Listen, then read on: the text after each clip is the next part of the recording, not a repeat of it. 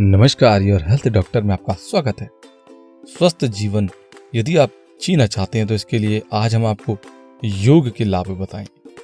अंग्रेजी में एक कहावत है, हेल्थ इज वेल्थ, यानी स्वास्थ्य ही धन है। अगर स्वास्थ्य अच्छा है तो धन कभी भी कमाया जा सकता है, मगर आज के ज़माने में हम अपने स्वास्थ्य को दरकिनार कर सिर्फ पैसा कमाने की होड़ में लगे रहते हैं। स्वास्थ्य और मन अच्छा हो तो जिंदगी आसान हो जाती है। जिंदगी को बेहतर ढंग से जीने के लिए जरूरी है कि हर मानसिक और शारीरिक रूप से व्यक्ति को स्वस्थ रहना चाहिए। इसके लिए सबसे जरूरी चीज है योग।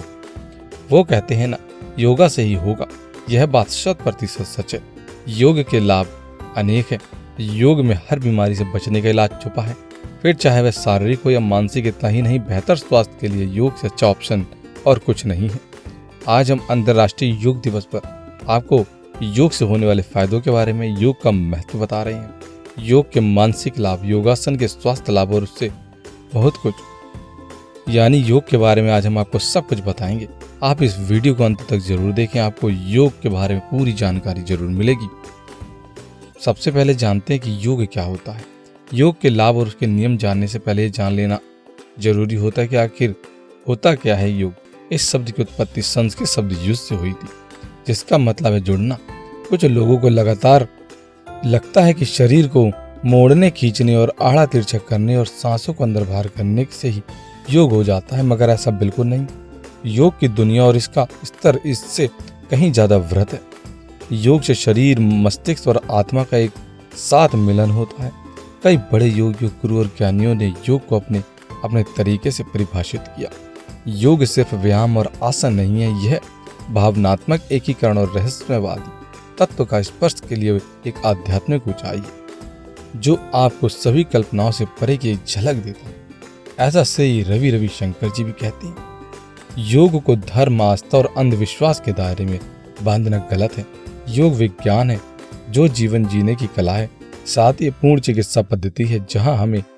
जहाँ धर्म हमें खूंटे से बांधता है, वही योग सभी तरह के बंधनों से मुक्ति का मार्ग है। ऐसा ओशो कहते हैं। बाबा रामदेव ने भी कहा है। बाबा रामदेव कहते हैं, मन को भटकने न देना और एक जगह स्थिर रखना ही योग होता है। आइए जानते हैं कि अंतर्राष्ट्रीय योग दिवस क्यों मनाया जाता है। योग शब्द भारत से बौद्ध धर्म के साथ चीन, जापान, तिब्बत, दक्षिण पूर्व एशिया और श्रीलंका के अलावा पूरी दुनिया में फैल गया। दुनिया भर में इसकी प्रसिद्धि को देखते हुए पहली बार 11 दिसंबर 2014 को संयुक्त राष्ट्र महासभा द्वारा हर साल 21 जून को विश्व योगा दिवस यानी इंटरनेशनल योगा डे मनाने का फैसला लिया गया। इस बारे में भारत के तत्कालीन प्रधानमंत्री नरेंद्र मोदी ने कहा था, योग भारत की प्राचीन परंपरा का एक अमूल्य उपहार है। यह दिमाग और शरीर की एकता का प्रतीक है, मनुष्य और प्रकृति के बीच सामंजस्य, विचार संयम, पूर्ति प्रदान करने वाला है तथा स्वास्थ्य की भलाई के लिए एक समग्र दृष्टिकोण को प्रदान करने वाला है। यह व्यायाम के बारे में नहीं है, लेकिन अपने भीतर एकता की भावना, दुनिया और प्रकृति की खोज के विषय में हमारी बदलती जीवन शैली में यह चेतना बनकर हमारे जलवायु परिवर्तन से निपटने में मदद कर सकता है। तो आइए जानते हैं कि अंतर्राष्ट्रीय योग दिवस की गोद लेने की दिशा में काम करते हैं। योगासन के क्या क्या स्वास्थ्य लाभ होते हैं, आइए अब जान लेते हैं इसके स्वास्थ्य लाभों के बारे में। योगासन के स्वास्थ्य लाभ एक नहीं अनेक होते हैं। योग न सिर्फ शरीर का लचीलापन बढ़ाता है, बल्कि मांसपेशियों को मजबूत बनाता है, साथ ही वजन घटाने में भी मददगार होता है। आइए जान लेते हैं योगासन के अन्य स्वास्थ्य लाभ।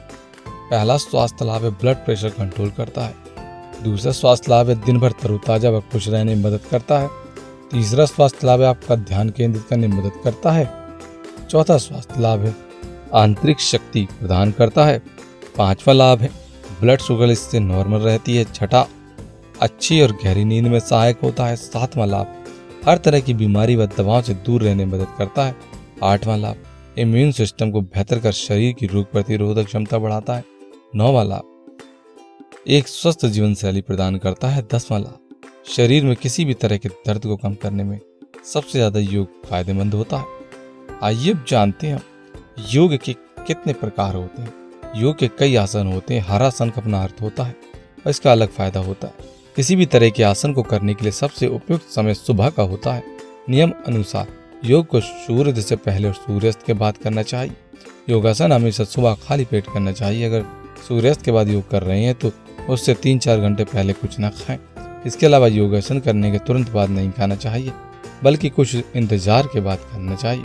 ध्यान रहे, योग किसी साफ सुथरी जगह पर आरामदायक कपड़े पर पहनकर ही करना चाहिए। इन सब के बाद बारी आती है योग करने की। आज हम आपके लिए कुछ ऐसे फायदेमंद योगासन लेकर आए हैं जिन्हें आप आसानी से अपनी दिनचर्या में भी शामिल कर सकते हैं।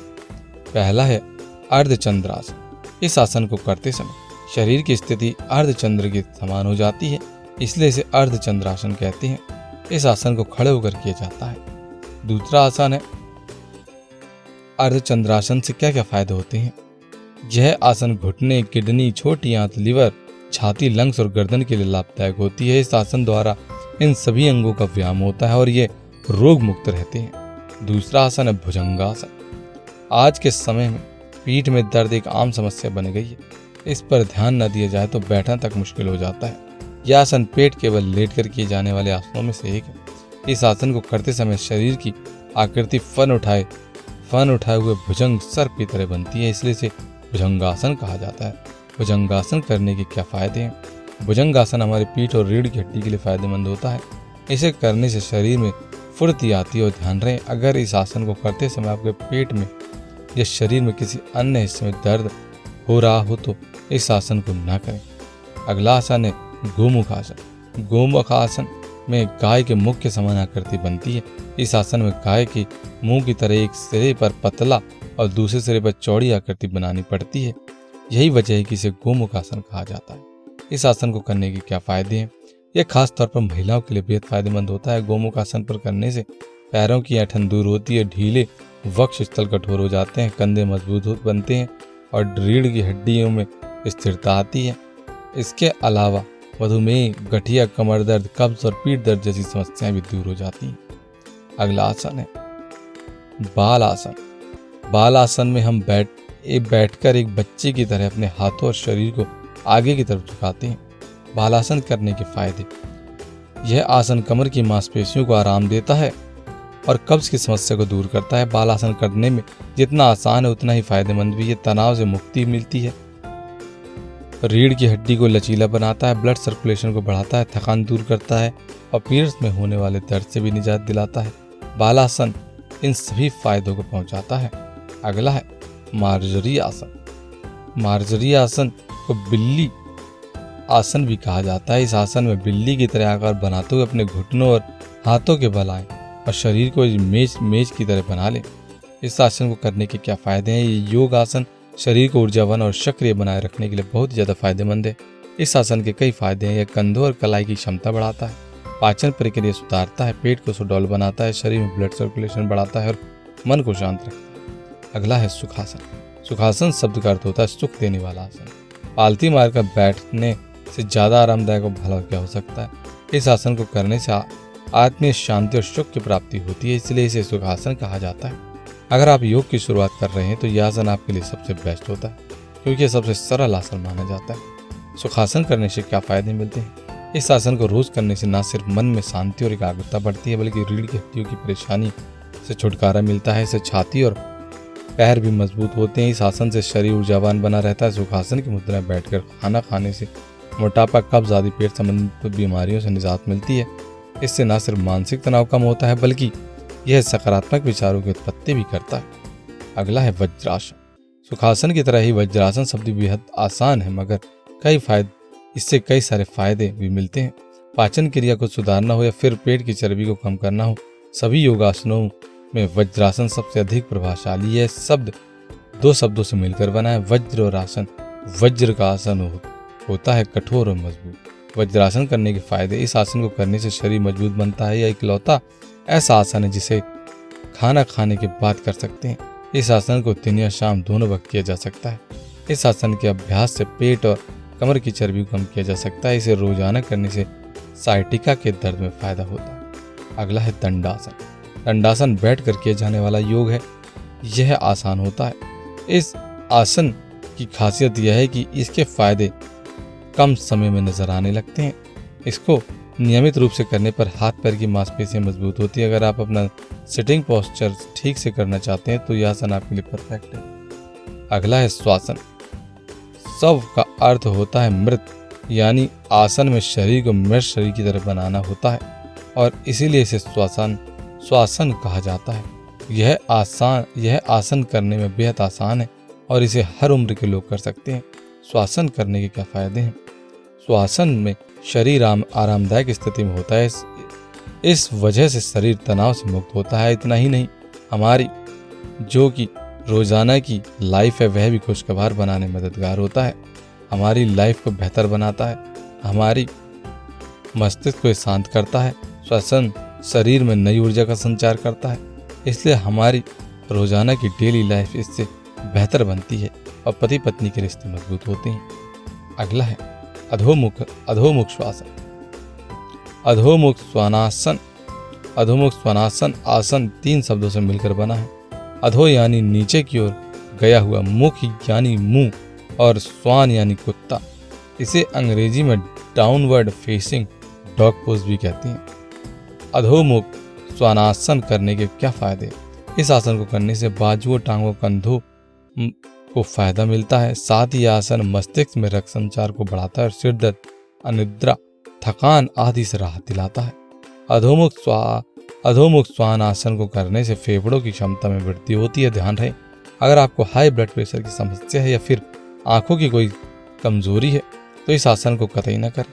इसके अलावा कंधे पर चोट लगने पर, दस्त से पीड़ित होने पर या पीठ पर किसी तरह की चोट लगी हो तो इस आसन को करने से बचना चाहिए। योग, आइए अब जानते हैं योग के मानसिक लाभ क्या क्या हैं।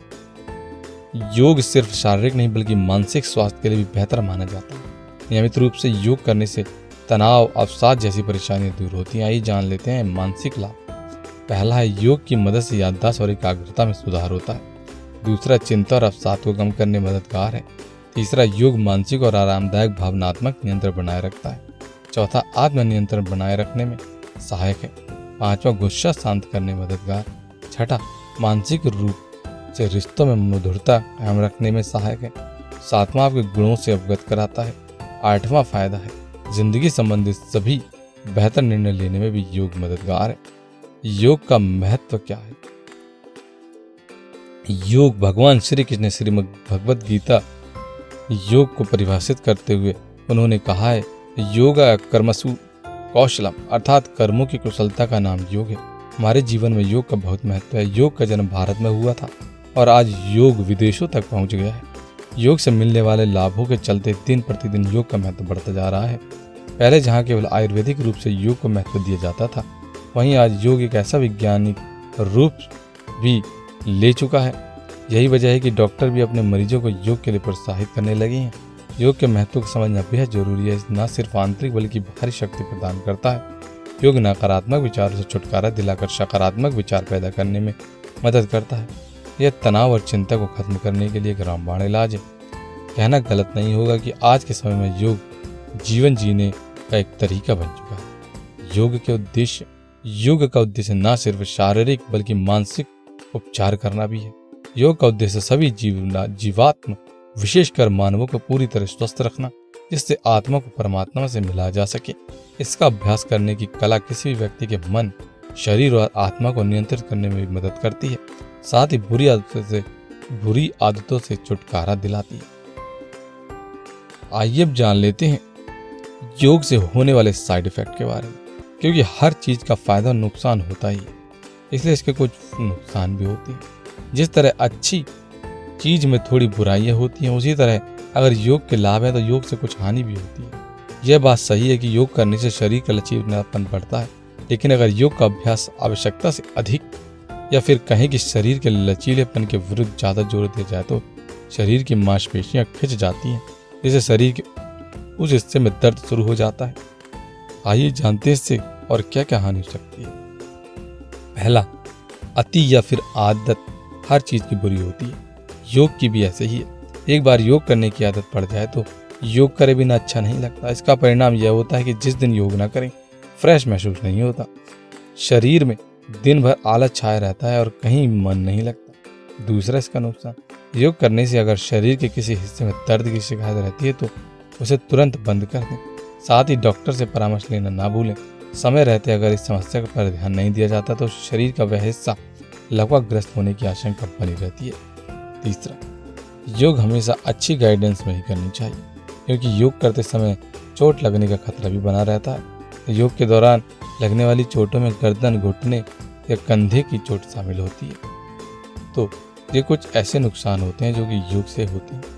आज हमने योग के फायदे, योग का महत्व और योग से मानसिक स्वास्थ्य लाभ, योग कितने प्रकार के होते हैं और उनके क्या क्या लाभ होते हैं, इसके बारे में इस वीडियो में विस्तार से जाना। हमें उम्मीद है कि आज आप योग से होने वाले सभी प्रकार के फायदों के बारे में जान गए होंगे। यदि आपको आज का ये हेल्थ वीडियो पसंद आया हो तो आप इसको अधिक से अधिक लोगों तक शेयर करें, लाइक करें।